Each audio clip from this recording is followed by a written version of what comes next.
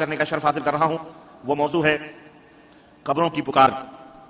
اللہ عز و جل ہمیں اور آپ کو دنیا اور آخرت کے فتنوں اور ان کی آزمائشوں سے محفوظ رکھے اور پاک پروردگار ہم سب کو جنت الفردوس میں جگہ عطا فرمائے، آمین یا رب العالمین۔ عزیز دوستوں اور بھائیوں اور قابل احترام اسلامی ماں اور بہنوں، یہ زندگی جس کی رنگینیوں میں ہم مست ہو کر اپنی آخرت کو بھول چکے ہیں اور جس دنیا کی پر رونق بازاروں اور گلیوں میں ہم مہ ہو کر موت کو بھلا چکے ہیں، میرے بھائیوں کیا تمہیں معلوم ہے، اللہ کے بندوں کیا معلوم ہے کہ اس زندگی کی حقیقت کیا ہے، اس زندگی کی حیثیت کیا ہے؟ لوگوں، اللہ کے بندوں، اس زندگی کی مثال پانی کے اس بلبلے کی طرح ہے جو برسات کے موسم میں پانی کے سطح پر، پانی کے اوپر پیدا ہوتے ہیں۔ وہ بلبلے جو تھوڑی دیر ٹھہر کر اور تھوڑی دور چل کر خود بخود ختم ہو جاتے ہیں، انہیں نہیں معلوم کہ ان کی زندگی کتنی ہے، انہیں نہیں معلوم کہ ان کا انجام کیا ہے۔ اسی طرح بین ہی اسی کی مانند ہماری اور آپ کی زندگیاں ہیں۔ ہم مثل بلبلے کے ہیں، مثل حباب کے ہیں۔ کب اللہ کا بھیجا ہوا فرشتہ آ جائے، کب موت کا فرشتہ آ جائے اور کب سفر کرنا پڑے، ہمیں کچھ پتا نہیں ہے۔ کل نفس ذائقۃ الموت، ہر نفس کو موت کا مزہ چکھنا ہے۔ اللہ کے بندو، غفلت کی نیند سے ہوشیار ہو جاؤ اور دنیا کی لذتوں سے جاگو، اس سے پہلے کہ یہ شور ہو جائے کہ فلاں شخص بیمار ہو گیا، فلاں شخص بسترے مرگ کے اوپر کروٹیں بدل رہا ہے، فلاں شخص مایوسی کی حالت میں ہو چکا ہے، اب اس کی زندگی کا کوئی سہارا نہیں، اب حکیم بلاؤ، دوا خانے لے کے چلو، یا اچھے حکیم اور ڈاکٹر بلائے جائیں، پھر کوئی بھی زندگی کا امید نہ دلائے۔ سارے آ کر یہی کہیں کہ اب اس کے زندگی کی کوئی خبر نہ ہو، قبل اس کے کہ وہ دن آئے کہ لوگ تمہارے سرہانے کھڑے ہو کر آنکھوں میں آنسو لا کر اور تمہیں کلمہ لا الہ الا اللہ کی تلقین کریں، اور قبل اس کے کہ تم لوگوں کو وصیتیں کرنا شروع کر دو اور دنیا یہ کہنے لگے، لوگوں دیکھو اب اس کی زبان بھاری ہو گئی ہے، اب تو یہ وصیتیں بھی کرنے لگا ہے، اب تو آواز بھی اچھی طرح نہیں نکلتی اور اب تو کسی کو پہچانتا بھی نہیں، لمبی سانسیں بھی آنے لگیں، کراہ بڑھتی جائیں، پلکیں جھکنے لگیں، اس وقت تمہیں آخرت کے مناظر دکھائی دینے لگیں گے۔ اس وقت موت کے فرشتے تمہاری روح کو نکالنے کے لیے تمہارے آگے اور پیچھے کھڑے رہیں گے، لیکن زبان گنگ ہو چکی ہوگی، زبان تتلا چکی ہوگی، اب کوئی بات کہہ بھی نہیں سکتے۔ بھائی بند ہیں، رشتہ دار ہیں، اعزاء اور اقارب ہیں، دور کھڑے رو رہے ہیں، کہیں بیٹا سامنے آتا ہے، کہیں بھائی سامنے آتا ہے، بیوی سامنے آتی ہے، مگر زبان کچھ بھی نہیں ہل رہی ہے۔ اتنے میں بدن اکڑنا شروع ہو جاتی ہے، جسم کے حصوں سے روح نکلنا شروع ہو جاتی ہے اور پڈلیاں پیر آپس میں لپٹنا شروع ہو جاتے ہیں۔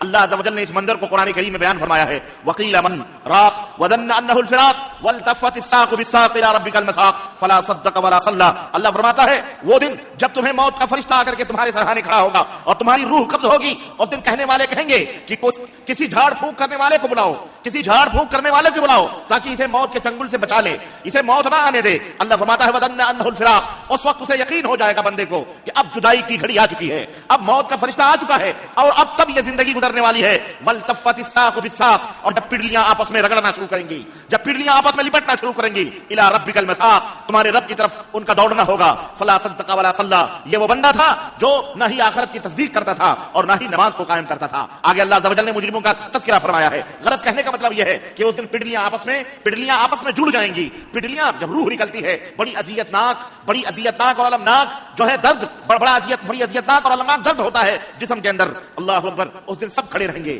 مگر کوئی کام نہیں آ سکتا ہے۔ روح نکل جائے گی، جسم سے روح کھینچی جائے گی اور روح نکل جائے گی، نکاح روح لے جانے والوں کا پیچھا کرے گی۔ اقارب، اعزاء، بھائی، باپ جو بھی ہوں گے وہ قریب آئیں گے، آنکھوں کی پلکیں بند کر دیں گے، جلدی دفنانے کی فکر کریں گے۔ کوئی کفن لا رہا ہے، کوئی پانی گرم کر رہا ہے، کوئی صابن لا رہا ہے، کوئی جنازے کی تیاری کر رہا ہے۔ قیادت کرنے والے ادھر ادھر رو دھو کر کے چپ ہو جائیں گے، دشمن خوشیاں منائیں گے، اور رشتہ دار، عزیز اور اقارب، بھائی اور برادر تمہاری دولت کے بانٹنے اور تقسیم کرنے میں مشغول ہو جائیں گے، اور یہاں دنیا کا یہ حال ہوگا، اور وہاں جب تم قبر میں دفن کر دیے جاؤ گے تو وہاں آخرت میں تم اپنے اعمال اور اپنے ایمان اور اعمال میں پھنس جاؤ گے، اس کے حساب و کتاب میں پھنس جاؤ گے۔ میرے عزیزوں، میرے بھائیوں، یہ ہے حقیقت ساری زندگی کی، اور یہ ہے تمہاری اور ہماری زندگی کی وقت اور اہمیت۔ عن عائشہ رضی اللہ تعالی عنہا قالت قال رسول اللہ صلی اللہ علیہ وسلم کسر عظم المیت ککسرہ حیا، اللہ کے رسول صلی اللہ علیہ وسلم نے فرمایا کہ کسی مردے کے جسم کو اذیت پہنچانا، کسی مردے کے جسم کی ہڈی کو توڑنا ایسے ہی ہے جیسے کہ اس کی زندگی میں اس کی ہڈی کو توڑنا ہے۔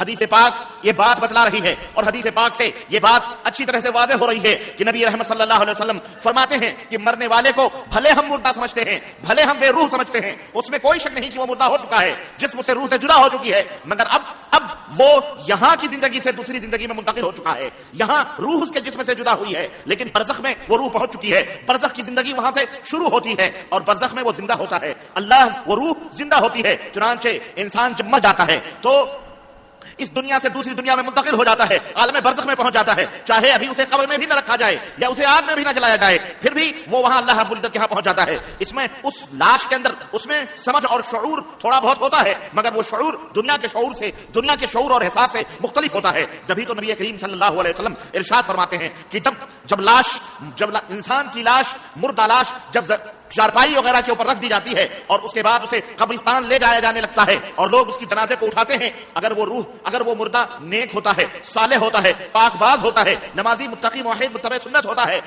اور وہ صالح ہوتا ہے، تو وہ مردہ کہتا ہے قدمونی قدمونی، مجھے جلدی سے لے کے چلو، مجھے جلدی سے لے کے چلو. یہ دنیا اس کے لیے کیا تھی؟ قید خانے کی مانند تھی. یہ دنیا اس کے لیے جیل خانہ تھی. اب اس کی روح جب نکل گئی ہے تو وہ کہتا ہے مجھے جلدی سے جلدی لے کے چلو. نبی کریم صلی اللہ علیہ وسلم فرماتے ہیں وہ بولتا ہے لیکن اس کی پکار کو، اس کی بول کو کوئی سن نہیں سکتا ہے. اگر وہ برے عقیدے اور برے عمل کا اور بدکار آدمی ہوتا ہے تو وہ چلاتا ہے اور گھر والوں سے کہتا ہے ہائے میری بدنصیبی، ہائے افسوس، مجھے کہاں لے کے جا رہے ہو. کیوں؟ اسے پتا ہے کہ اب وہاں پر رب ذوالجلال کی بارگاہ میں اسے کھڑا ہونا پڑے گا، اسے سجین میں جانا پڑے گا. موت کے فرشتوں نے اسے مار مار کر وہیں ادھواں بنا دیا ہوتا ہے جب اس کی روح نکالتے ہیں. اللہ تعالی ارشاد فرماتا ہے فرشتے جب روح نکالنے کے لیے آتے ہیں اور اس وقت جب وہ روح بدکار روح ہوتی ہے، بری روح ہوتی ہے، بدکار آدمی کی روح ہوتی ہے، فرشتے اس کے چوتڑ کے اوپر مارتے ہیں، کمر کے اوپر مارتے ہیں اور کہتے ہیں اے بدبخت روح نکل، چل اللہ عز و جل کی طرف چل، تیرا ٹھکانہ جہنم ہے. وہیں سے تمام سب دنیا کے مناظر بھول جاتا ہے آدمی اور وہاں یہ دنیا اسے بے وقت اور حقیر سی نظر آنے لگتی ہے. میرے عزیزو، نبی کریم صلی اللہ علیہ وسلم ارشاد فرماتے ہیں کہ انسان کے سوا ان مردوں کی آوازیں سب سنتے ہیں. انسان کے سوا ان مردوں کی آوازیں سب سنتے ہیں، ہر چیز کو سنائی دیتی ہے. اور اگر انسان اس کی آواز کو سن لے تو وہ ہوش ہی کھو بیٹھے، مجنون اور پاگل ہو جائے، بے ہوش ہو جائے. اس لیے یہ اللہ کی رحمت ہے کہ قبروں کی آوازیں یا مردوں کے اوپر جو عذاب ہوتے ہیں ان کی آوازیں تمہیں نہیں سنائی دیتی ہیں، تمہیں نہیں سنائی دیتی ہیں. میرے عزیزو، دوستو اور بھائیو، موت کے بعد سے لے کر قیامت تک کے زمانے کو برزخ کہا جاتا ہے. اور برزخ کہتے ہیں اس دیوار کو، اس آڑ کو جو بیچ میں حائل ہو جاتی ہے. جسم کے اندر روح ہے، ہمارے لیے وہ دنیا برزخ ہے. روح نکلی، اب یہ دنیا برزخ ہو گئی، یعنی ایک دیوار حائل ہو جاتی ہے. اور جب قیامت آئے گی اور سور پھونکا جائے گا اور جو جہاں ہوگا وہیں سے اٹھایا جائے گا. کسی کو جلا دیا گیا ہو، کسی کو شیر نے کھا لیا ہو، کسی کو کیڑے مکوڑوں نے کھا لیا ہو، کسی کو گدھ چیل کووں نے کھا لیا ہو، کوئی سمندر میں غرق ہو گیا ہو، کوئی جل کے راکھ ہو گیا ہو. جہاں جو ہوگا اللہ عز و جل اس بات پر قادر ہے کہ وہاں سے اس کو اٹھائے گا، وہاں سے اس کو پیدا کرے گا. اللہ تبارک و تعالیٰ سب کو جمع فرمائے گا اور زندگی عطا فرمائے گا. نبی کریم صلی اللہ علیہ وسلم نے ارشاد فرمایا کہ پچھلے زمانے میں ایک بڑا ہی گنہگار آدمی تھا، بڑا ہی بدبخت آدمی تھا. جب وہ مرنے لگا تو اس نے اپنے بیٹوں کو وصیت کی کہ میرے بیٹو، میں جب مر جاؤں تو مجھے جلا دینا، مجھے راکھ کر دینا اور پھر میری راکھ کو 2 حصوں میں تقسیم کرنا. ایک حصہ راکھ کا ہواؤں میں اڑا دینا، آندھیوں میں اڑا دینا، اور ایک حصہ راکھ کا جا کر کے سمندر کی لہروں میں اس کے حوالے کر دینا، سمندر میں پھینک دینا. یہ وصیت کر کے اس نے اپنے بچوں سے کہا کہ اگر اللہ مجھ پر قادر ہو گیا اور اس نے اس کے باوجود بھی مجھے زندہ بھی کر لیا جبکہ میں پہلے ہی چل چکا ہوں، لیکن اگر اللہ نے مجھے زندہ بھی کر لیا تو مجھے ضرور بضرور ایسے سخت عذاب اللہ عطا فرمائے گا جو سارے جہانوں میں ایسا عذاب اللہ کسی کو نہیں دے گا، کیونکہ میں بڑا ہی بدکار اور دنیا میں بڑا ہی برا آدمی تھا. چنانچہ نبی کریم صلی اللہ علیہ وسلم فرماتے ہیں کہ وہ آدمی مر جاتا ہے، اس کی وصیت کے مطابق اس کے بچے اس کے ساتھ وہی سلوک کرتے ہیں کہ اس کو آگ میں جلا دیتے ہیں، راکھ کے دونوں حصے کر کے ایک ہواؤں کی نظر کر دیتے ہیں اور دوسرا حصہ سمندر میں ڈال دیتے ہیں.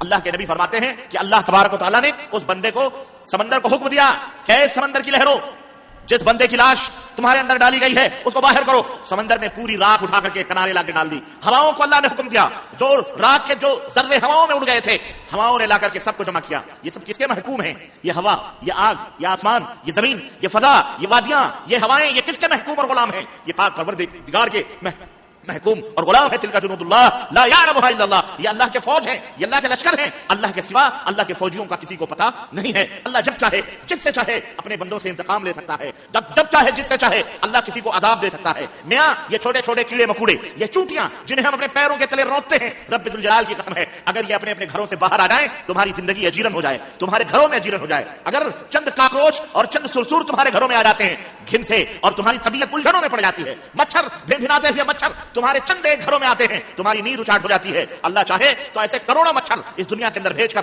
سب کی نیندیں اچاٹ کر دے. اللہ کے فوج ہیں یہ، اس لیے اللہ سے ڈرو، اللہ سے ڈرو. چنانچہ اللہ کے نبی صلی اللہ علیہ وسلم فرماتے ہیں کہ سمندروں نے راکھ کو جمع کیا، ہواؤں نے راکھ کو جمع کیا، اللہ تعالی نے فرمایا اس کو زندہ کیا، جسم عطا فرمایا. اللہ نے پوچھا بندے تو نے یہ کام کیوں کیا تھا؟ یہ بنی اسرائیل کا واقعہ ہے اور صحیح بخاری کے اندر یہ واقعہ نبی کریم صلی اللہ علیہ وسلم یہ واقعہ لکھا ہوا ہے اور نبی کریم صلی اللہ علیہ وسلم نے بیان فرمایا اللہ عز و جل نے فرمایا بندے تو نے ایسا کیوں کیا؟ اس نے کہا اے میرے مولا، اے میرے پروردگار، میں تیری نعمتوں کو دنیا میں کھاتا تھا، پیتا تھا، بڑا ہی بدکار اور بڑا ہی مجرم تھا، مجھے ڈر لگا، مجھے خوف ہوا کہ اگر میں ایسے ہی اللہ کی بارگاہ میں چلا گیا تو مجھے اللہ سخت سے سخت ترین عذاب دے گا، اس لیے میں نے اپنے آپ کو پہلے خود ہی جلا دیا۔ اللہ تبارک و تعالیٰ ارشاد فرمائے گا واقعتاً تو نے میرے ڈر سے، تو نے میرے خوف سے تو نے یہ حرکت کی۔ وہ کہے گا ہاں اللہ، تیرے ڈر اور تیرے خوف نے مجھے ایسے اقدام کرنے پر، اپنی لاش کو جلوانے پر مجبور کیا۔ اللہ عز و جل اس کے اس خوف اور خشیت سے خوش ہوگا کہ میرا بندہ مجھ سے ڈرتا ہے، مجھ سے خوف کھاتا ہے۔ اللہ رب العزت اسے ارشاد فرمائے گا جا، میں نے تیرے سارے گناہوں کو معاف کر دیا ہے اور جنت کے اندر چلا جا۔ اللہ اکبر۔ میرے عزیزوں، میرے بھائیوں، یہ مرنے کے بعد، لیکن دنیا میں جو اللہ سے ڈرتے ہیں، دنیا میں جو حرام کاریوں سے بچتے ہیں، اللہ کے خوف سے، دنیا میں جو برائیوں سے دور رہتے ہیں، اللہ کے ڈر سے، جن کے قدم، جن کے ہاتھ، جن کی آنکھیں برائیوں کی طرف نہیں بڑھتی ہیں، مرنے کے بعد بھی اللہ تبارک و تعالیٰ ان کی عزت کرتا ہے، ان کا احترام کرتا ہے، انہیں اکرام سے انہیں جنت میں جگہ عطا فرماتا ہے، نوازتا ہے اپنی عنایتوں اور اپنی برکتوں سے۔ تو اے اللہ کے بندو اور اے اللہ کی بندیوں، اے بلند ترین محلوں میں رہنے والوں،